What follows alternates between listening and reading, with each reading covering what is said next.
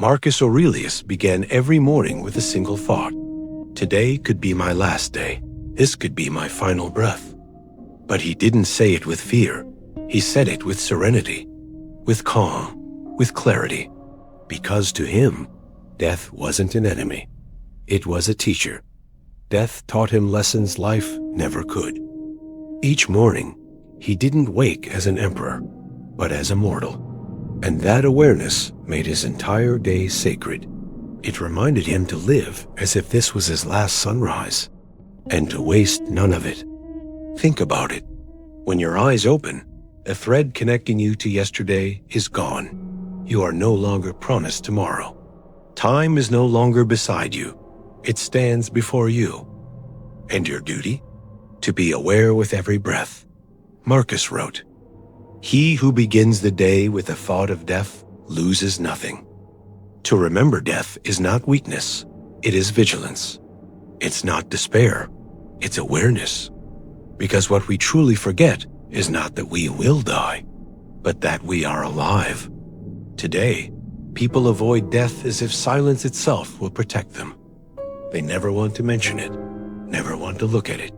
But the Stoic knows, to reject death is to live half a life. Life and death are not opposites. They are halves of the same truth. Each morning, Marcus would open his window and gaze at the sky. Then quietly, he would whisper to himself, "Perhaps this is my final day. If it is, what kind of man should I be?" That question was his mental armor, his first meditation before entering the battlefield of the day. He turned the thought of death into a compass, one that always pointed him back to what mattered. Today, we wake up and reach for our phones. We escape the moment we open our eyes. We push the thought of death to the very end, as if ignoring it could make us eternal. But Marcus did the opposite. He embraced awareness before the world's noise could enter. He didn't fear the silence of death. He listened to it, because that silence was his greatest teacher. For him, awareness began with dawn, and that awareness was the only way to master death. The Stoics called this ritual Memento Mori. Remember that you will die. But it wasn't a lament. It was a command. Live while you still can. Make every minute a lifetime. Marcus once wrote, "When you wake, give thanks. For one day, even that will no longer be possible." So the thought of death didn't lead him to darkness. It brought him to light. The more he thought of death, the clearer life became. Small worries faded, great thoughts sharpened. Perspective replaced fear. We, however, postpone everything, as if eternity has already signed our schedule. But Marcus warned, to think of death doesn't kill you. It kills your ego. If you can befriend death, your fears will shrink. Because when you realize that death watches you, you also realize time isn't your enemy, it's your companion. So tomorrow morning, think only one thought. If this were my last day, how would I live it? Let the answer shake you, not with fear, but with awareness. Because where fear ends, true consciousness begins. And that consciousness leads to freedom. This was Marcus's morning ritual, to start the day with death and walk with life, to move slowly, deliberately, because the one who rushes through life never truly lives. If death feels dark to you, don't see it as an ending, see it as a reminder. It whispers, time is short, but enough. Life is brief, but meaningful. Every breath is a gift. And when you begin your morning with that awareness, nothing can easily shake you, because you've learned the Stoic truth. To live well, one must walk beside death. This was the first mental drill of the Stoics, the morning practice of awakening with death. In that moment, time slows. Trivial worries fade, and you understand, today could be the first day of eternity. For Marcus Aurelius, death was not a shadow that only followed him in the morning. He walked with it, through every decision, every word, every sip of water. Death was there, silent, unseen, but always present. In his mind, death was not a threat, it was a compass. It guided every step, every choice, because he knew to remember death is to remember life. He who understands mortality learns how to truly live. In the heart of the Roman palace, while chaos echoed around him, the shouts of citizens, the marching of soldiers, the endless debates of the Senate, Marcus often stood alone. Everyone wondered what he was thinking, but inside his mind, only one phrase resounded: "This too shall pass." That single thought silenced every desire, every anger, every illusion of permanence. Because everything passes, power, victory, even the body itself. Only awareness remains. Today, we don't live despite death. We live by forgetting it. We postpone everything. I'll do it later. One day, I'll start. But the Stoic knows that one day may never come. The Stoics didn't say, "I'll begin someday." They said, "I will begin now," because they understood that one day is the most dangerous lie ever told. It's not a date, it's self-deception. Marcus wrote, "Do not postpone life until tomorrow." Death does not read your schedule. Death will not ask if you are ready. That's why the Stoics practiced small death meditations throughout the day. They called it Memento Mori, remember death, so that you do not forget to live. The goal wasn't fear, it was awakening, to remind you that death exists, and in that reminder, life regains its value. Marcus explained it simply. When you forget your mortality, you become ruled by trivial things. That's why even in his moments of power, Marcus would pause. He would stay silent in arguments, because he knew time should not be wasted. He forgave betrayal, because he knew anger dies too. He accepted mistakes, because every failure is a tombstone of growth. To live with the awareness of death is not to walk in darkness. It is to finally see the light. At the end of each day, in silence, Marcus would ask himself, "If I were to die today, would I regret anything?" That question humbled him, because honesty erases the fear of death.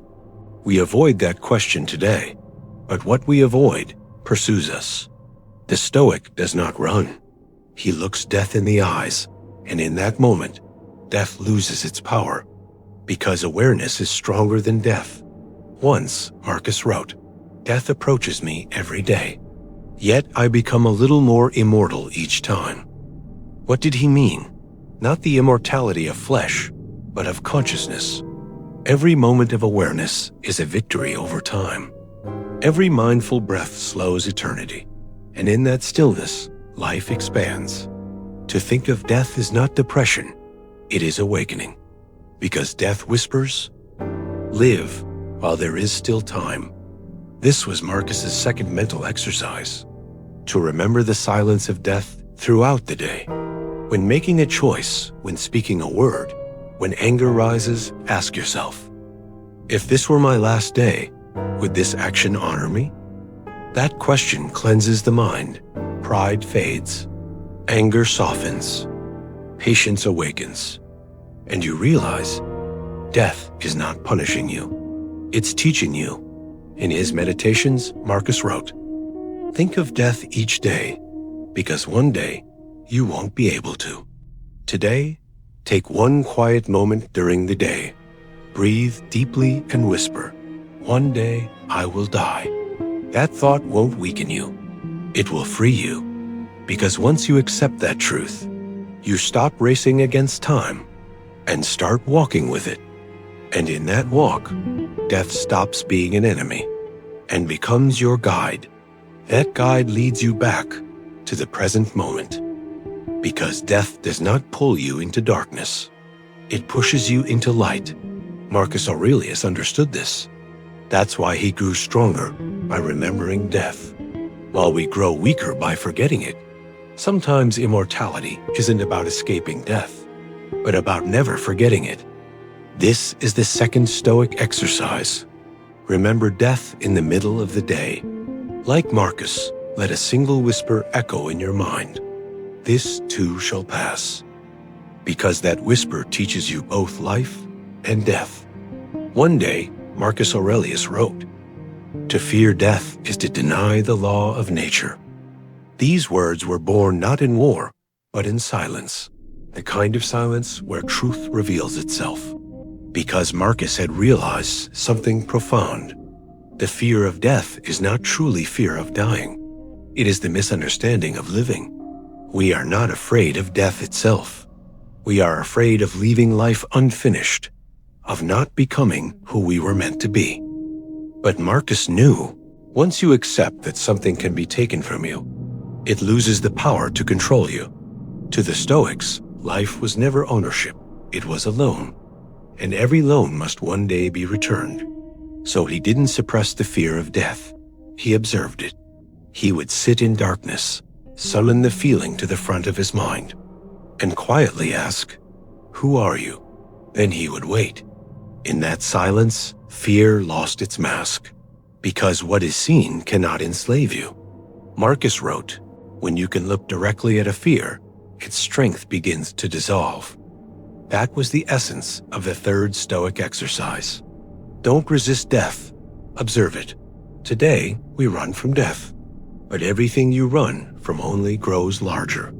The more you deny it, the deeper it hides. In your thoughts, your choices, your worries, until, without realizing it, it begins to rule you. Marcus chose to make peace with that shadow, not as a philosopher detached from life, but as a warrior standing in its center. To him, death wasn't an idea, it was a mentor. And the darkest lesson it taught him was this: the fear of death serves not death, but the refusal to live. When man fears death, he stops living fully. Fear doesn't protect him, it chains him. And the only way to break those chains is through awareness. Marcus, in his morning meditations, would often imagine his own death. His ashes scattered by the wind, his name forgotten, his body returned to the earth. And he would smile, because he understood. If something is inevitable, why fear it? Today, we do everything to avoid seeing death. We hide behind screens, distractions, noise, plans, ambitions. But Marcus's message was simple. Don't close your eyes. Look directly into it. Death does not exist to consume you. It exists to awaken you. It is not an enemy. It is a mirror. And when you dare to look into that mirror, you see, time is not your foe. It is your teacher. Marcus wrote, "Death is nature's way of saying, 'Enough.' To resist nature is madness." So he gave space in his mind for the thought of death, not to silence it, but to understand it. And the more he listened, the more it changed. Death was no longer an end. It became a transformation. Death is not life's shadow. It is its boundary. And without that boundary, nothing would have meaning. Because it is only when the end exists that the beginning gains its worth. Marcus knew this. That's why each day he came closer to death, but lived more fully than the day before. We, however, move in the opposite direction. In trying to avoid death, we distance ourselves from life. But the Stoic knows. One must not flee, one must see. Observation burns fear, because hidden within every fear is a light, and that light is awareness. That is why Marcus's third exercise was called watching death. Not thinking about death, but seeing it. Seeing the impermanence of the body, the passing of time, the dissolution of all things, and in that vision, finding peace. One day, when you feel the shadow of death near you, don't run. Be still. Listen to your body, to your heart. Feel its beating, temporary, fragile, yet alive. And whisper. To know what fades is to understand what endures. That is the essence of the Stoics' third exercise. Do not suppress fear. Observe it. Because when you look into fear, you realize fear doesn't kill you. Running from it does. This was Marcus Aurelius' secret. He didn't live with fear. He lived with the silence of fear. And in that silence, he understood the truth. Death is not your enemy. It is nature's final gift. This is the third Stoic discipline, observing death. In every moment of fear, do not close your eyes, open them, because fear grows only in the darkness of ignorance. But the light of awareness dispels every shadow. One morning, Marcus Aurelius wrote in his journal, "Think of death each morning, but embrace life with love." That sentence is the purest essence of Stoicism, its foundation. Because for Marcus, death wasn't darkness. It was the source of light. The more he remembered death, the brighter every moment of life became. Every breath turned into a miracle. We live today as if we were immortal. We postpone everything as though time were infinite. We push our dreams aside, thinking we'll pursue them one day. We fail to tell people we love them. We complain endlessly, yet refuse to change. We forget to be grateful. We withhold forgiveness, not realizing we may never see that person again. Because humans cling to hope, we tell ourselves, "I'm still young." We believe, deep down, that tomorrow is guaranteed. But Marcus said, tomorrow is not a promise, it is a possibility. Just as tomorrow might come, it might also never arrive. That's why he lived every day as if it were his last. Not in haste, but in full awareness. When he spoke with a friend, he truly listened. When he ate, he tasted every bite. When he wrote, he chose every word carefully, because he knew this might be his last word, his last meal, his last conversation. He didn't try to master time. He learned to honor it. And from that reverence, he built his way of life. To live under the shadow of death is not to walk in darkness. It is to finally understand where the light comes from. For without shadow, light cannot be seen. That's why, for Marcus, death was a teacher, reminding him that everything passes, and that impermanence gives life its worth. One morning, he wrote, "One day, you will long for this very day." That line wasn't sadness. It was an invitation to live now. To the Stoics, the awareness of death wasn't depression. It was deep gratitude, because death reminds us of value. The warmth of sunlight, the sound of a friend's voice, the peace of a quiet evening. All of these are sacred because they end. While living beside death, Marcus discovered something profound. Man loses life while chasing immortality. We always want more. More time, more success, more meaning. But the Stoic knows every more pulls you further from yourself. Meaning isn't found in quantity. It's found in awareness. That's why Marcus chose simplicity. Even in the center of imperial power, he lived modestly. Surrounded by wealth, he remained humble because he knew the less you need, the richer you are. The awareness of death gives two gifts, peace and priority. Peace, because you no longer waste energy on trivial anger. Priority, because you finally see that time is limited. In one letter, Marcus wrote, "Each time I remember death, my patience grows, for nothing seems urgent anymore." That is why living in the shadow of death doesn't bring fear, it brings balance. You begin to see what truly matters. You stop trying to control time and start honoring it. A Stoic asks himself every day, did I truly live today? If the answer is no, then it's time to return to death awareness. Because that question doesn't awaken the ego, it awakens the soul. Most people ask, how long have I lived? Marcus asked, how have I lived? And between those two questions lies the distance of a lifetime. To live under death's shadow means living with the awareness of impermanence. Even while drinking a glass of water, to think, this moment will never come again. And that awareness sets you free. Because when you live each moment completely, the fear of the future dissolves. Marcus said, if you can master living today, Tomorrow can no longer frighten you. This fourth exercise lies at the heart of Stoicism. In the shadow of death, notice the light, because awareness cannot exist without shadow, and death is the oldest teacher of that awareness. Today, take a moment of silence. Don't speak. Just think, if tomorrow never came, who would I want to be today? If today were my last, what would I do? Whom would I forgive? Whom would I thank? Write your answers. This is how death awareness becomes life practice. Because when you live with that consciousness, everything changes. You stop waiting. You act. You travel where you've always dreamed. You meet the people you've always wanted to see. You stop saying someday, because someday may never come. Marcus's secret was simple. The more you remember death, the more life expands. And one day you realize death no longer frightens you, because you have already achieved a quiet kind of immortality, the immortality of awareness. When you integrate death into life, death becomes not your end, but your confirmation that you lived rightly. This fourth exercise is living with awareness in the shadow of death.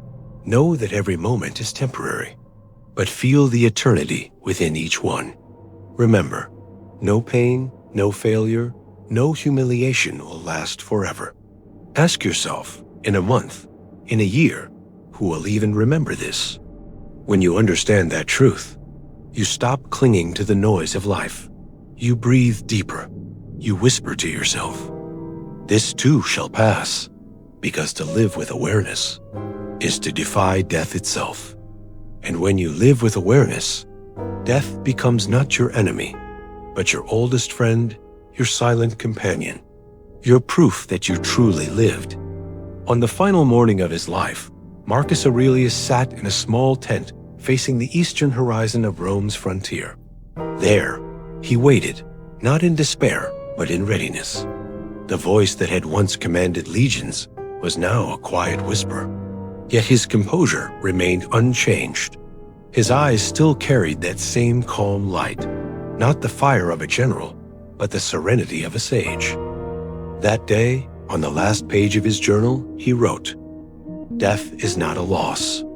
Nature takes you because it does not fear you." For him, death was no longer an end, but a passage.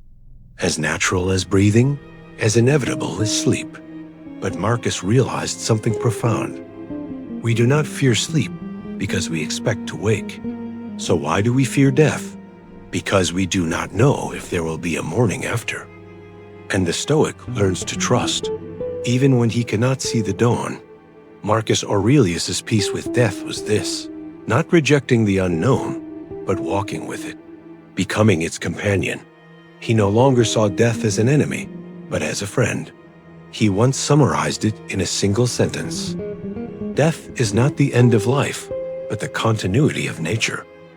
That line was the summation of a life, for his entire philosophy was rooted in understanding nature. Nature breathes, releases, and renews endlessly, and he too is part of that rhythm, neither less nor more than anything else. We often see death as an injustice, as if we were exceptions to the rule, as if death happens to others, not to us. But Marcus knew, the universe did not ask your permission to create you. It will not ask your permission to take you back. That awareness brings not sorrow, but serenity, because accepting what you cannot control is the beginning of freedom. Peace with death is not indifference. It is gratitude through acceptance. Each morning, Marcus would think, "I may die today." Yet that thought did not darken his spirit. It illuminated it, because he had learned to live fully within the moment. In his final days, his soldiers came to see him. One knelt beside him in tears and asked, "My emperor, are you not afraid? Does death not frighten you?" Marcus smiled. "How could I fear it? Nature has trained me for death 1,000 times." He had become one with the very thing he once observed. "And now," he said quietly, "it is time to complete what is half finished." This was mental immortality. The more you grow accustomed to death, the more it teaches you. And one day, you begin to speak its language. Then fear dissolves, and only awareness remains.